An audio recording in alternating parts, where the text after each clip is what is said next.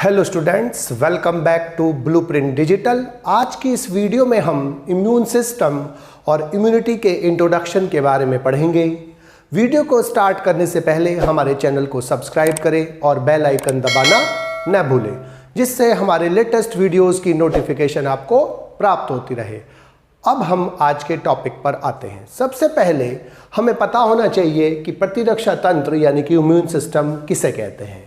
Body में उपस्थित जीवों के बॉडी में, जंतुओं की बॉडी में उपस्थित वह तंत्र, वह सिस्टम जो उस जंतु को रोगों से या रोगाणुओं से बचाता है, उसकी रक्षा करता है, क्या कहलाता है? इम्यून सिस्टम कहलाता है। यानी कि सीधी सी बात है कि एक ऐसा तंत्र जो रोग से बचाता है और रोगाणुओं से शरीर की रक्षा करता है, क्या कहता है? प्रतिरक्षा तंत्र कहलाता है।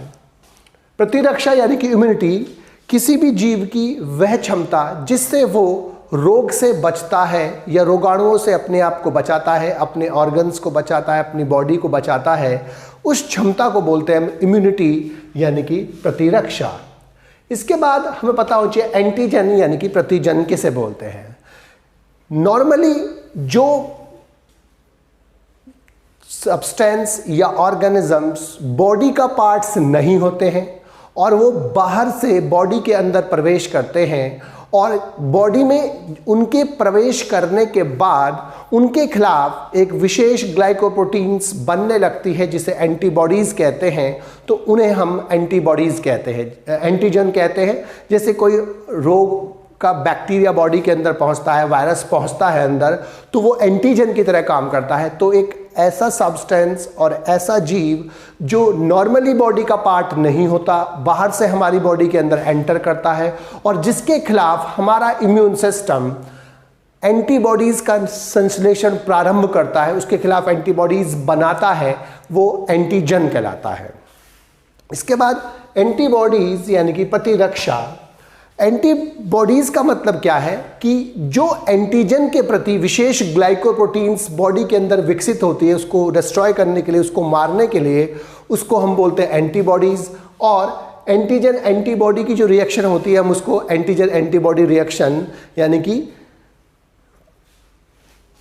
प्रतिजन प्रतिरक्षी क्रिया बोलते हैं और उसके अध्ययन को हम सीरोलॉजी कहते हैं। अब इसके बाद एंटी सीरम का मतलब क्या होता है? एंटी का मतलब यहां पर एंटीबॉडी से है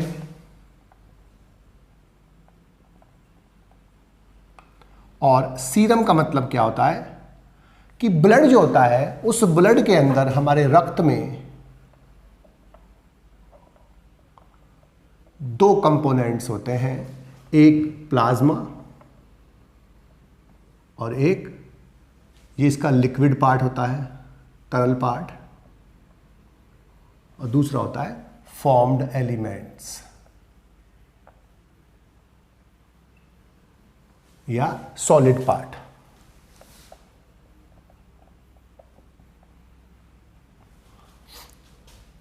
प्लाज्मा में बेसिकली 3 प्रोटीन्स होती हैं, एल्ब्यूमिन,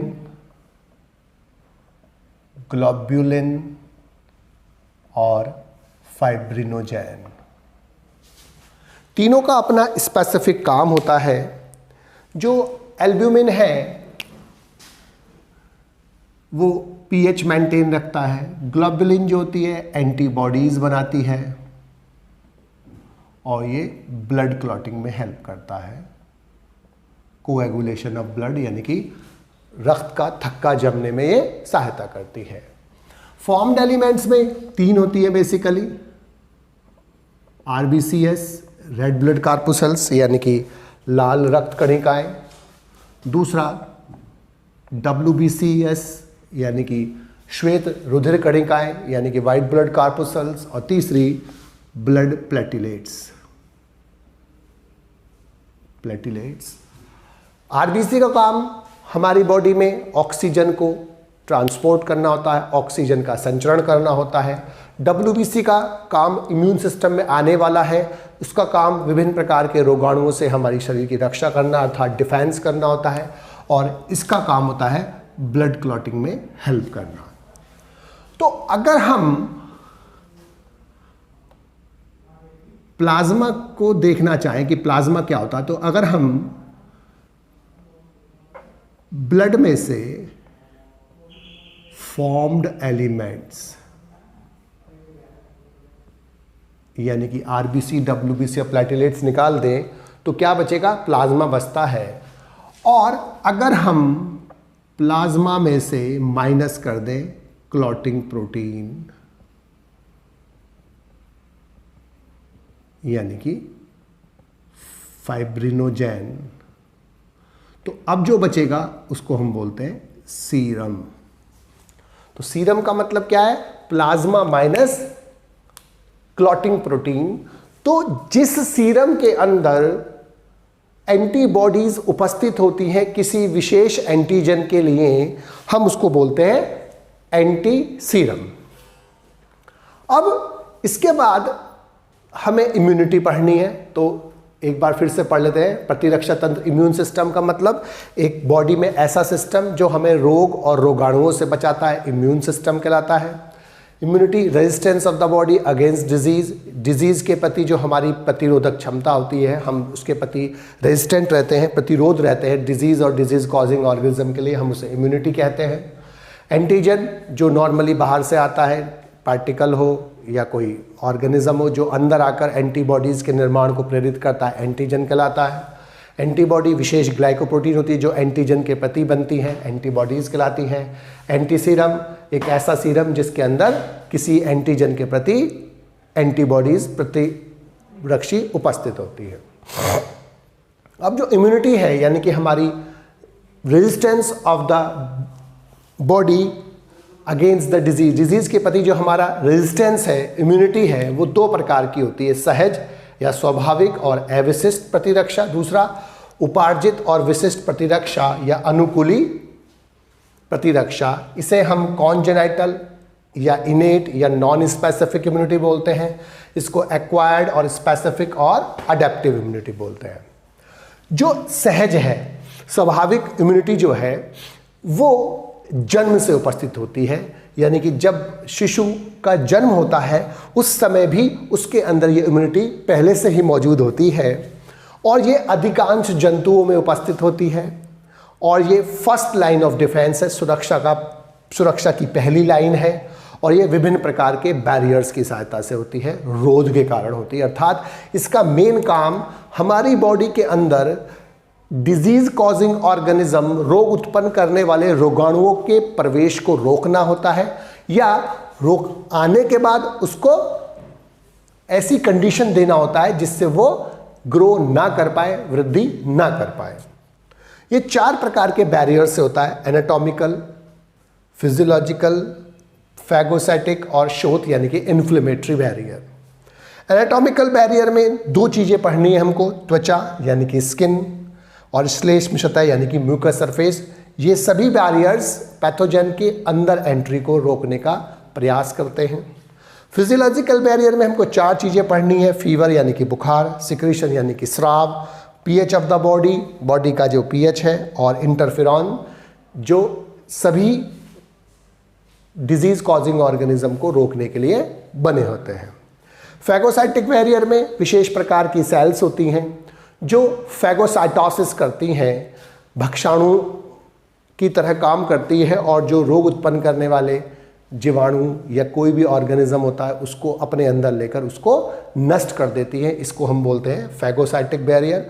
और इन्फ्लेमेटरी बैरियर ये स्पेशलाइज्ड मैमिलियन टिश्यूज़ का रेस्पॉन्स होता है जो किसी पैथोजन के अंदर जाने के कारण होता है, जिसमें कई सारे कैरेक्टरिस्टिक होते हैं, कई सारे गुण होते हैं कि जब कोई पैथोजन वहाँ पहुँचता है तो लाल हो जाता है, सूज जाता है और भी कई हीट बढ़ती है, कई सारे कैरेक्टर्स के द्वारा ये कैरेक्टराइज होता है, जिसे हम बाद में डिटेल में पढ़ना है।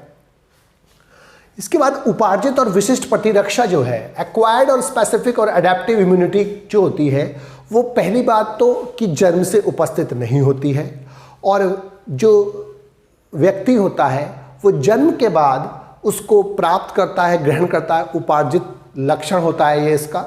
और ये रोगाणुओं के संपर्क में आने पर होती है, सामान्यतः केवल वर्टिब्रेट्स में पाई जाती है, यानी कि केवल वर्टिब्रेटा ग्रुप्स में ही पाई जाती है, सभी जंतुओं में नहीं पाई जाती।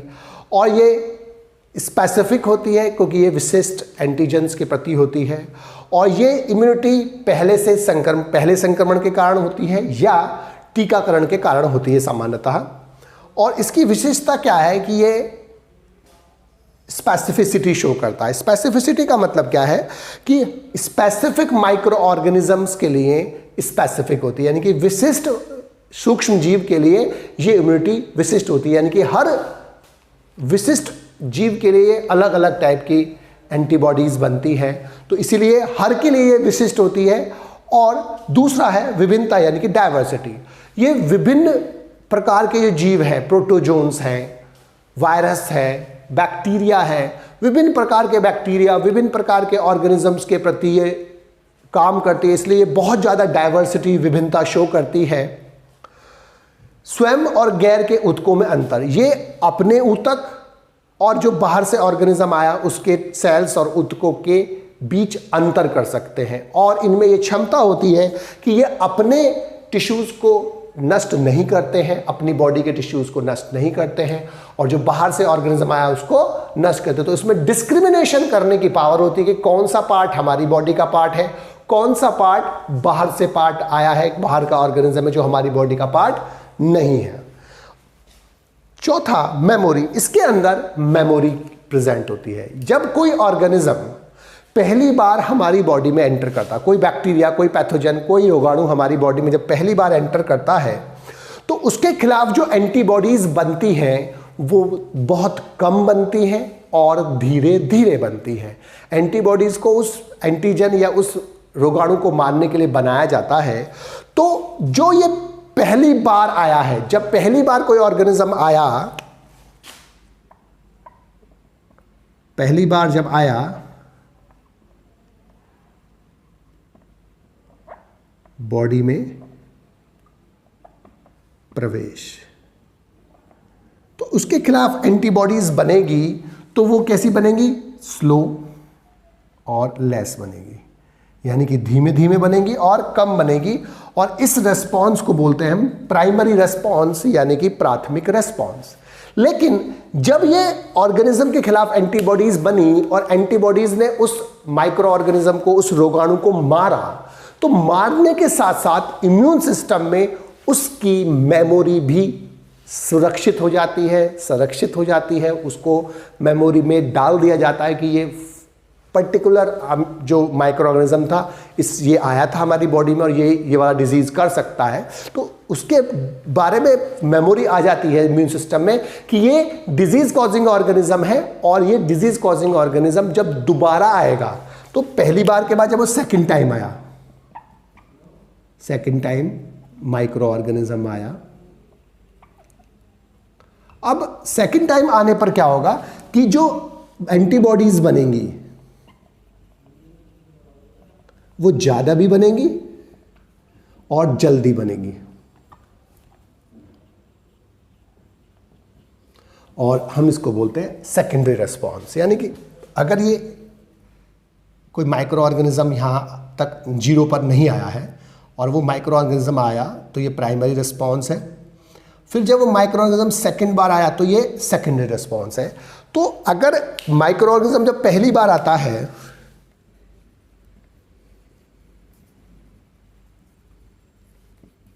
फर्स्ट टाइम, तो ये रेस्पॉन्स है, ये है प्राइमरी रेस्पॉन्स। प्राइमरी रेस्पॉन्स में क्या होगा कि प्राइमरी रेस्पॉन्स में जो एंटीबॉडीज बन रही है वो क्या होगा? धीमे धीमे बन रही है और कम संख्या बन रही है। लेकिन चूंकि इसकी मेमोरी अब स्टोर हो गई है इम्यून सिस्टम में, तो जब सेकेंड बार यहां पर सेकेंड टाइम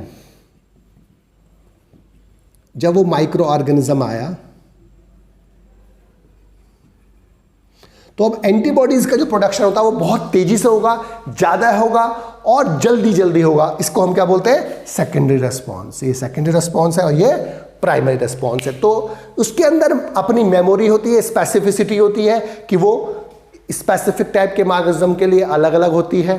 डाइवर्सिटी बहुत सारे अलग अलग प्रकार के ऑर्गेनिजम्स के लिए होती है, डाइवर्सिटी होती है, बहुत ह्यूज अमाउंट में माइक्रो ऑर्गेनिज्म के प्रति एंटीबॉडीज होती हैं, ये इम्यूनिटी होती है। और ये स्वयं के ऊतकों में और बाहर से आए जो ऑर्गेनिजम्स होते हैं, बाहर से आए हुए माइक्रो ऑर्गेनिज्म होते हैं, उनके बीच में अंतर कर सकता है और अपने को बचाता है और बाहर वाले को मारता है।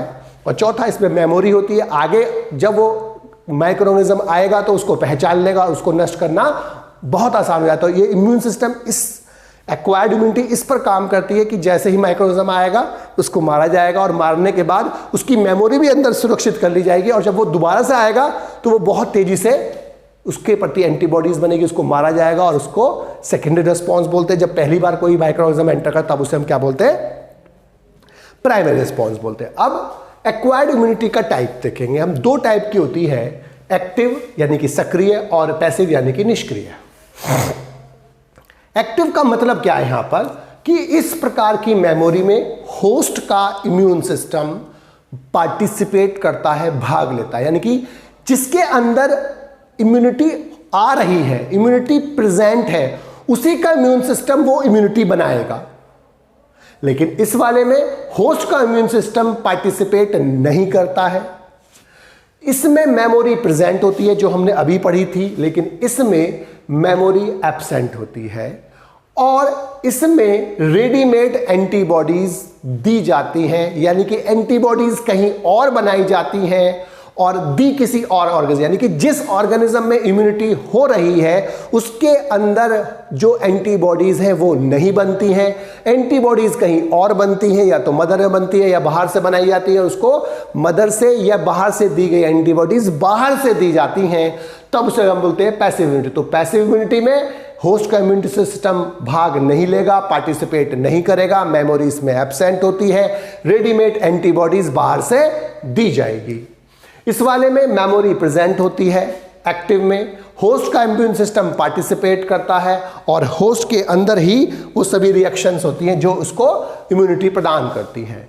ये भी दो प्रकार का होता है, नेचुरल और आर्टिफिशियल। ये भी दो प्रकार का होता है, नेचुरल और आर्टिफिशियल, प्राकृतिक और कृत्रिम, प्राकृतिक और कृत्रिम। नेचुरल जो है एक्टिव वाले में, अब इसमें क्या होगा कि जैसे ही कोई डिजीज कॉजिंग ऑर्गेनिज्म, रोग उत्पन्न करने वाला ऑर्गेनिज्म बॉडी के अंदर जाकर संक्रमण करता है, तो पहली बार जब संक्रमण होता है तो उसके बाद उसके खिलाफ एंटीबॉडीज बनने लगती हैं।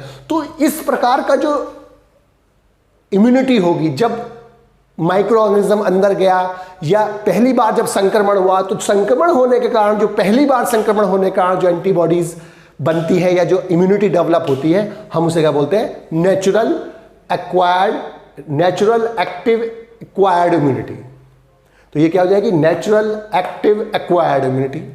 लेकिन जब कोई इम्यूनिटी, सेम टाइप की इम्यूनिटी है यही, लेकिन इसमें क्या होगा कि इसमें किसी भी जगह से ऑर्गेनिज्म ने उस माइक्रो ऑर्गेनिज्म को अपने अंदर अचीव किया था, यानी कि उसके अंदर कहीं से भी माइक्रो ऑर्गेनिज्म या जो रोगाणु है, डिजीज कॉजिंग ऑर्गेनिज्म है, वो अंदर एंटर करा था। लेकिन इसमें वैक्सीन यानी कि टीका लगाया जाता है, जिसके कारण बॉडी के अंदर अब इम्यूनिटी डेवलप होती है। वैक्सीन क्या होते हैं? वैक्सीन क्या होते हैं? सस्पेंशन होते हैं जो माइक्रो ऑर्गेनिज्म को डिसेबल्ड करके या उसको वीक करके या उसको मतलब इनएक्टिव करके, निष्क्रिय करके बॉडी के अंदर दिए जाते हैं, या जो उसके केमिकल्स होते हैं उनको वीक करके बॉडी के अंदर माउथ से यानी कि ओरल या इंजेक्शन के रूप में दिए जाते हैं। यानी कि तो वैक्सीन क्या होते हैं? सस्पेंशन होते हैं वीक माइक्रो ऑर्गेनिजम्स के, यानी कि डिजीज कॉजिंग ऑर्गेनिज्म के, या उसके केमिकल सिक्रीशंस होते हैं जो बॉडी में माउथ से यानी कि ओरल दिए जाते हैं या इंजेक्शन के रूप में दिए जाते हैं।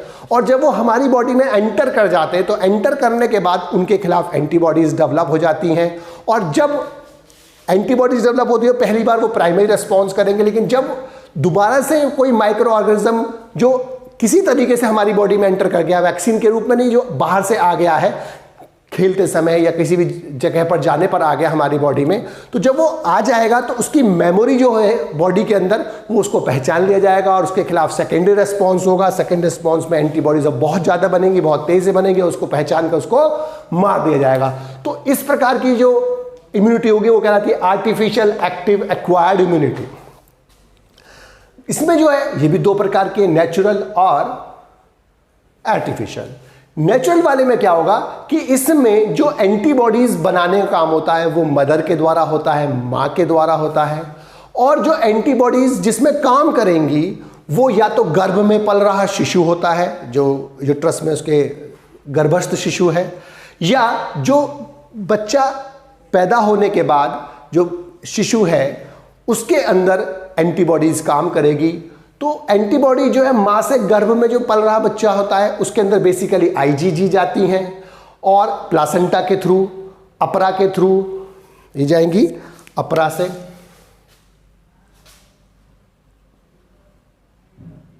यानी कि प्लासेंटा से,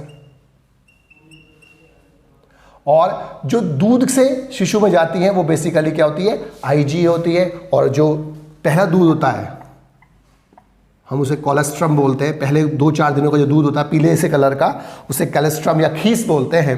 उस कोलेस्ट्रम में आईजीए एंटीबॉडी बहुतायत में होती है, और भी एंटीबॉडीज, लेकिन ज़्यादातर क्या होती है, आईजीए होती है। तो ये नेचुरल है और ये वाला आर्टिफिशियल। अब इस आर्टिफिशियल में क्या होगा कि रेडीमेड एंटीबॉडीज, बाहर से एंटीबॉडीज बनाई गई और उसको इंजेक्शन के थ्रू बॉडी में दिया जाता है, जैसे एंटी टेटनस सीरम और एंटी रेबीज सीरम जो रेबीज के लिए और टेटनस के लिए लगाया जाता है। सक्रिय प्रतिरक्षा तथा निष्क्रिय प्रतिरक्षा यानी कि एक्टिव इम्यूनिटी और पैसिव इम्यूनिटी में अंतर पढ़ेंगे। एक्टिव इम्यूनिटी में होस्ट का इम्यून सिस्टम भाग लेता है, अर्थात यह इम्यूनिटी होस्ट के इम्यून सिस्टम प्रतिरक्षा तंत्र के द्वारा होती है। तो इसमें होस्ट का इम्यून सिस्टम भाग लेता है, पार्टिसिपेट करता है, और यह इम्यूनिटी होस्ट द्वारा पैसिवली प्राप्त होती है। पैसिवली प्राप्त होने का मतलब क्या है, निष्क्रिय रूप से प्राप्त होने का मतलब क्या है कि इसमें होस्ट का इम्यून सिस्टम भाग नहीं लेता, पार्टिसिपेट नहीं करता है, क्योंकि इम्यून सिस्टम किसी और का पार्टिसिपेट किया था। यहां पर रेडीमेड एंटीबॉडीज दी जाती हैं। दूसरा, एक्टिव इम्यूनिटी में जो एक्टिव इम्यूनिटी होती है वो संक्रमण यानी कि प्रीवियस इन्फेक्शन के कारण अथवा टीकाकरण यानी कि वैक्सीनेशन के कारण प्राप्त होती है या उसके कारण उत्पन्न होती है, जबकि यह इम्यूनिटी रेडीमेड यानी कि बनी बनाई एंटीबॉडीज के बॉडी के अंदर देने के या ट्रांसफर करने के कारण उत्पन्न होती है। तीसरा, इसका इम्यून रिस्पॉन्स प्रभावी होता है, ड्यूरेबल होता है और वो अधिक समय के लिए होता है, जबकि इसका रिस्पॉन्स कम प्रभावी होता है और वो कम समय के लिए होता है। इसमें इम्यूनिटी एक लैग पीरियड के बाद विकसित होती है। जैसे ही माइक्रो ऑर्गेनिज्म जाएगा या जो वैक्सीन जाएगी उसके बाद जाने के बाद उसको इम्यून सिस्टम पहचानेगा और पहचान कर उसके प्रति अब इम्यूनिटी डेवलप होनी स्टार्ट होगी। तो शुरू का जो पीरियड होता है जिसमें अभी इम्यूनिटी ज़्यादा विकसित नहीं है उस पीरियड को हम लैग पीरियड कहते हैं, और वो पहले लैग पीरियड होगा और उसके बाद इम्यूनिटी डेवलप होगी। लेकिन इसमें जो रेडीमेड एंटीबॉडीज दी जाती हैं कि वो बनी बनाई रेडीमेड एंटीबॉडीज होती हैं वो बॉडी में जाते ही काम करना स्टार्ट कर देती हैं और वो तुरंत उसको पैसिव इम्यूनिटी प्राप्त हो जाती है जीव को, जिसके अंदर वो जाती है। जैसे एंटी टेटनस सीरम दिया जाता है या एंटी रेबीज सीरम दिया जाता है, उसके अंदर बनी बनाई एंटीबॉडीज होती हैं। जैसी वो एंटीबॉडीज जाती हैं तो वो रेबीज के ऑर्गेनिज्म को या जो टेटनस के लिए ऑर्गेनिज्म अगर है बॉडी में तो उसको पहचान कर उसको मारना स्टार्ट कर देती है, डिस्ट्रॉय करना स्टार्ट कर देती है। इसका मतलब उनका जो इफेक्ट होता है वो इमीडिएट होता है, तुरंत होता है। इसमें इम्यूनोलॉजिकल मेमोरी यानी कि इम्यून सिस्टम की जो मेमोरी है वो उपस्थित होती है और आगे जब माइक्रो ऑर्गेनिज्म आएगा तो उसको पहचान ले जाएगा और उसके प्रति सेकेंडरी रिस्पॉन्स होगा। लेकिन यहाँ पर इम्यूनोलॉजिकल मेमोरी अनुपस्थित होती है, एब्सेंट होती है, क्योंकि रेडीमेड एंटीबॉडीज बाहर से दी गई हैं। इम्यूनोडेफिशिएंट होस्ट जिसमें इम्यून सिस्टम कम काम कर रहा है या इम्यून सिस्टम में कोई परेशानी है, दिक्कत है, तो जिसमें इम्यून सिस्टम कम काम कर रहा है उसमें ये अप्रभावी होता है, इनएक्टिव होता है। लेकिन इसमें इम्यूनोडेफिशिएंट होस्ट में कोई दिक्कत नहीं आई, क्योंकि रेडीमेड एंटीबॉडीज दी गई हैं तो वो इम्यूनोडेफिशिएंट होस्ट में भी प्रभावी रहेगी और वो पैसिव इम्यूनिटी प्राप्त हो जाएगी। और इसका प्रयोग शरीर की प्रतिरोधक क्षमता को बढ़ाने में होता है कि जिससे कोई भी डिजीज कॉजिंग ऑर्गेनिज्म बॉडी के अंदर आए तो उसको मार दिया जाए, प्रतिरोध हो जाए हमारी बॉडी। और इसका प्रयोग एक्यूट संक्रमणों के इलाज के लिए, जैसे रेबीज के लिए या स्नेक बाइट के लिए या टिटनेस के लिए या किसी और डिजीज के लिए तुरंत दी जाती है, जिससे वो एंटीबॉडीज जाकर तुरंत उसको डिस्ट्रॉय कर दे। तो एक्टिव इम्यूनिटी में होस्ट का इम्यून सिस्टम भाग लेता है, इसमें होस्ट का इम्यून सिस्टम भाग नहीं लेता। यह इम्यूनिटी जो होती है एक्टिविटी संक्रमण अथवा टीकाकरण के कारण प्राप्त होती है। ये जो इम्यूनिटी होती है इसमें बनी बनाई रेडीमेड एंटीबॉडीज दी जाती हैं, उसके कारण यह इम्यूनिटी प्राप्त होती है। इसमें इम्यून रिस्पॉन्स होता है प्रभावी होता है और ड्यूरेबल होता है, अधिक समय के लिए होता है। और इसमें इम्यून रिस्पॉन्स कम प्रभावी होता है, कम समय के लिए होता है। इसमें इम्यूनिटी एक लैग पीरियड के बाद होती है। पहले पीरियड लैग पीरियड होगा, उसमें इम्यूनिटी डेवलप नहीं होगी, लेकिन धीमे धीमे डेवलप होने स्टार्ट होती है। और इसमें इम्यूनिटी तुरंत विकसित होती है, जैसी रेडीमेड एंटीबॉडी अंदर जाएंगी वो अपना काम करना स्टार्ट कर देगी। इसमें इम्यूनोलॉजिकल मेमोरी प्रेजेंट होती है, इसमें इम्यूनोलॉजिकल मेमोरी एब्सेंट होती है।